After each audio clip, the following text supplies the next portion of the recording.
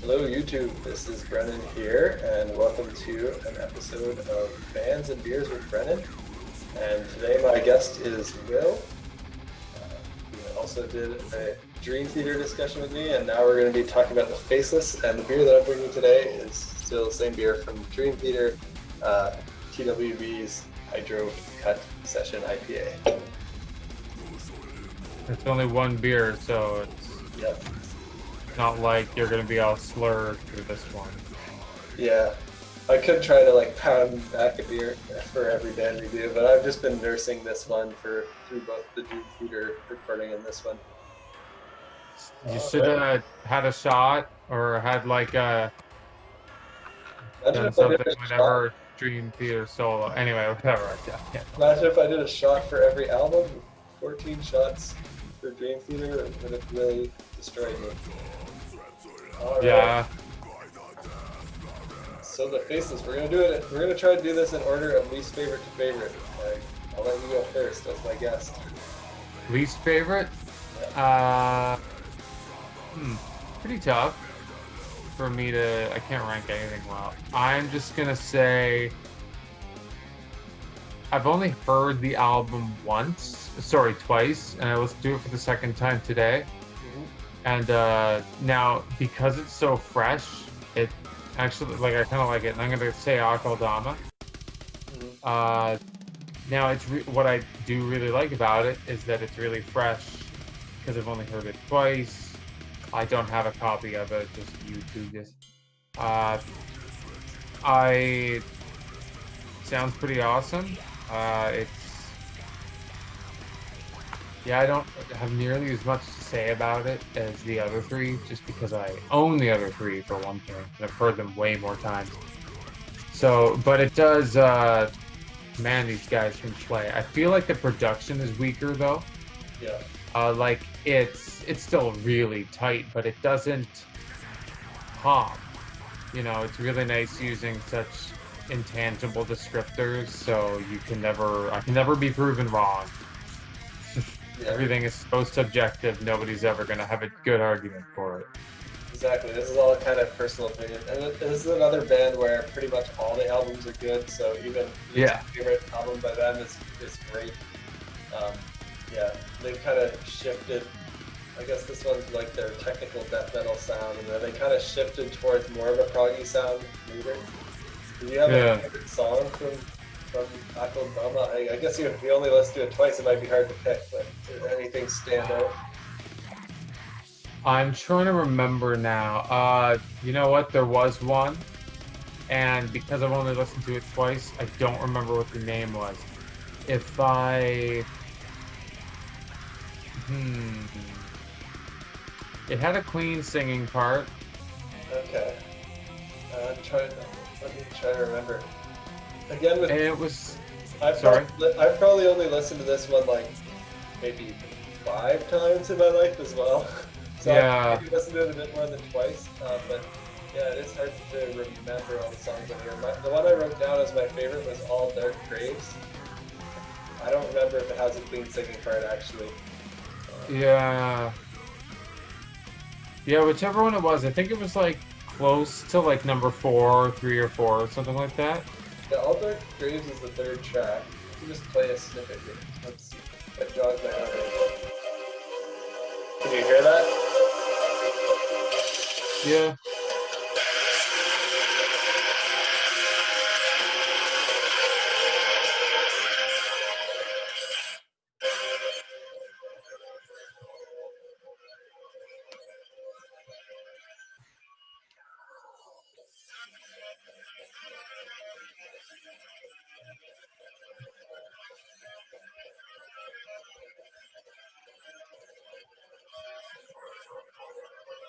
Yeah, I don't know. Yeah, just something like that. I don't know if that has a clean part, but just pretty brutal, pretty great riffing. Definitely. But whichever one it was really good. Anyway. Yeah, production definitely pops less. Yeah. Alright, how about your second least favorite? Album? Yeah. This kind of more tough. Nah, I guess it honestly had to be Planetary Duality, I think. Although I don't know. No, you know what? I'm gonna say In Becoming a Ghost, which I this is the other one I've only listened to a total of like 3 times. No, more than that. I'm definitely still more familiar with it than Aquadama by far. And I feel like it stands out among like I feel like it's better than the other album that's more comparable to it, Autotheism. In that I feel like the production is better, it's a little bit more poppy and all that stuff, like I said, and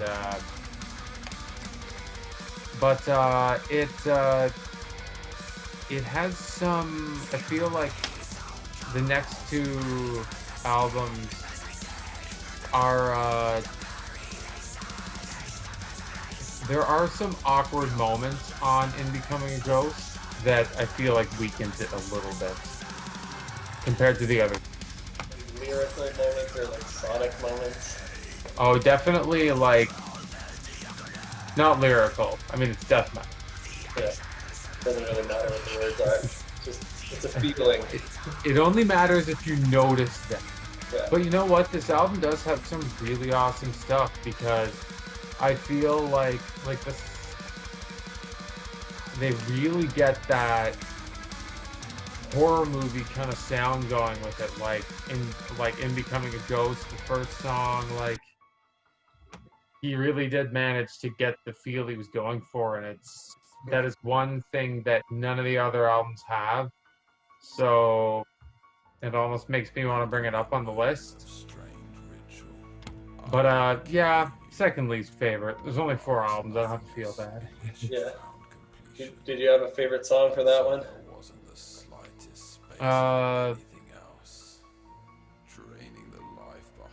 I do, but I don't know the name of it, if that makes any sense. Right. I think it might be Black Star, but I could be wrong about that. Like, I'm not even sure the name. I do have to give a shout out to the awesome, like, groovy, spiraling void, like, hook. That's just evil and metal.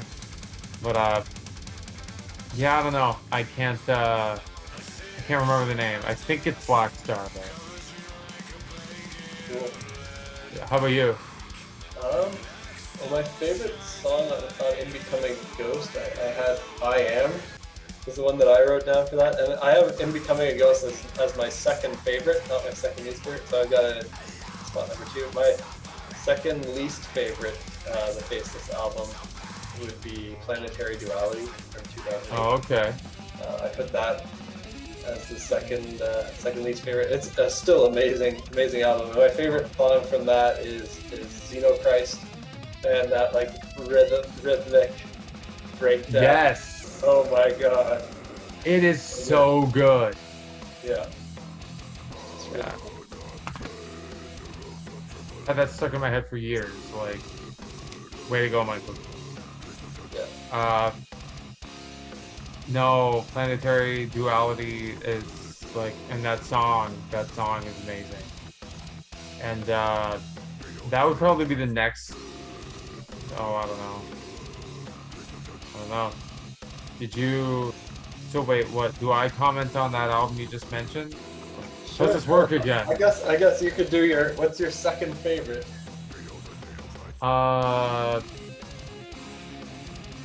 It's tough. It really is tough because I mean, Autotheism and Planetary Duality are each really good in their own way. I feel like, but you know what? I'm actually going to say Planetary Duality.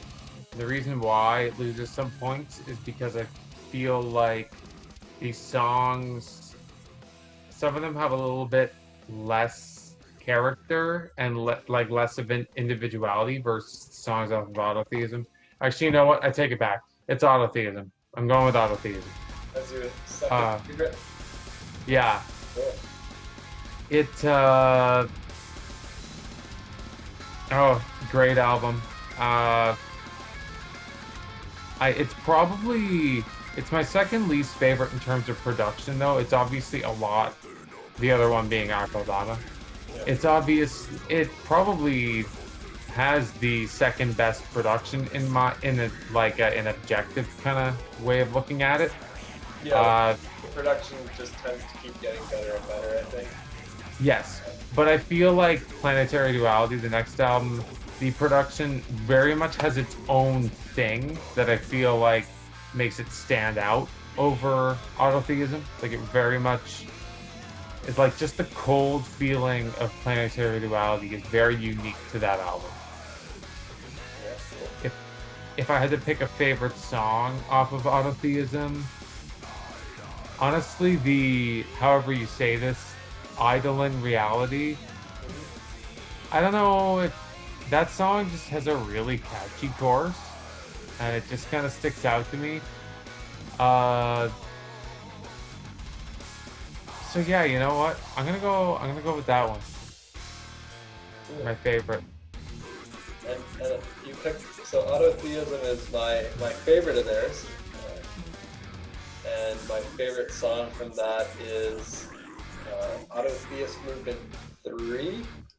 Yeah, Deconsecrate.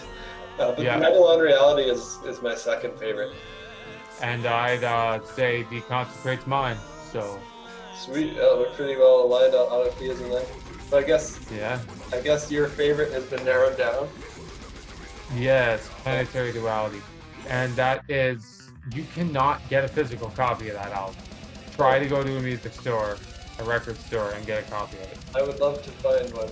I don't have any of these physical unfortunately. I have been becoming a ghost in Autotheism, but I mean, I've only heard Aquadama twice. Planetary Duality, I guess I could be like, hey, look, it's my phone. I downloaded it off of iTunes. It's the only way I could get it. Yeah. This album, what I really love about it is the songs very much have their, at least some of them anyway, most of them, very much have their own character. We already talked about Xenochrist, and that is such a fantastic song. And I definitely think it's easily the best off the album. That rhythm, that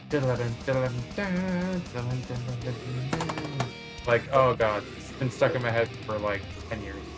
Yeah, I almost got that. It looks like you might be able to find Planetary Duality on like Amazon if you know how to order things online. Yeah, It's possible to get it. That's probably the only way I'd ever get a copy of Dream Theater's When Dream and Day Unite too. Yeah. But I know I can get it. You're not gonna But music store for sure. but this album very much has its own sound.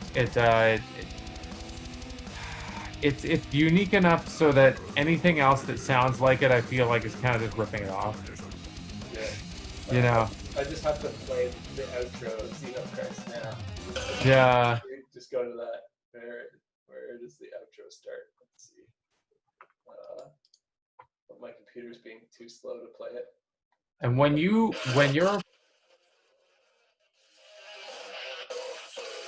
there we go.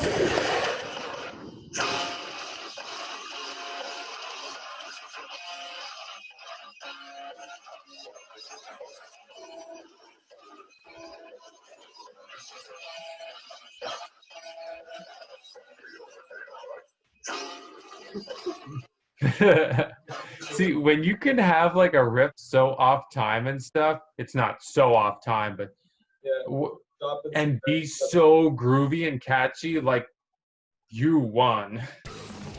You know? Yeah, it's really good. What's your least favorite off of Planetary Duality? If it even matters, you know. Shapeshifters.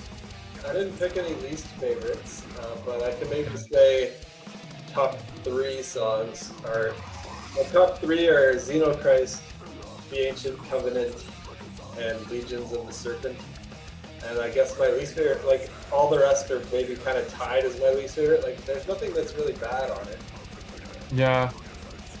I would say if I had to pick a top three, I'd go with Xenochrist, Legion of the Serpent, and probably Planetary Duality Part 2. If as for a least favorite, Well, there's one that's 44 seconds here, so maybe I Shapeshifters. It's like just an intro. It doesn't count. But the cop-out answer, I'll make that as my least favorite. Yeah, I'm gonna say, funnily enough, and they're all good. It's either Ancient Covenant or Coldly Calculated Design. Yeah. I love the Ancient Covenant. Those riffs, like the like awesome chromatic riffs. I feel like we wanted to learn it at one point as forbidden conjecture. Like I got the tab, and I think Work cut out for you. Yeah, I just never really figured it out entirely. Not easy stuff. Little bit hard. Yeah. Cool. Well, that's pretty much it for the Faceless 3. Maybe we pick like if we could try to do a top 3 songs by then overall. Now I can do that because they just don't have that many songs. Yeah. You want to go first? Well, I'm not even going to include Aquadama, which is fine because none of the songs on it would be in the top 3 anyway. Yep. So, I'm gonna say, like, I'm gonna go with least top 3, if that makes any sense.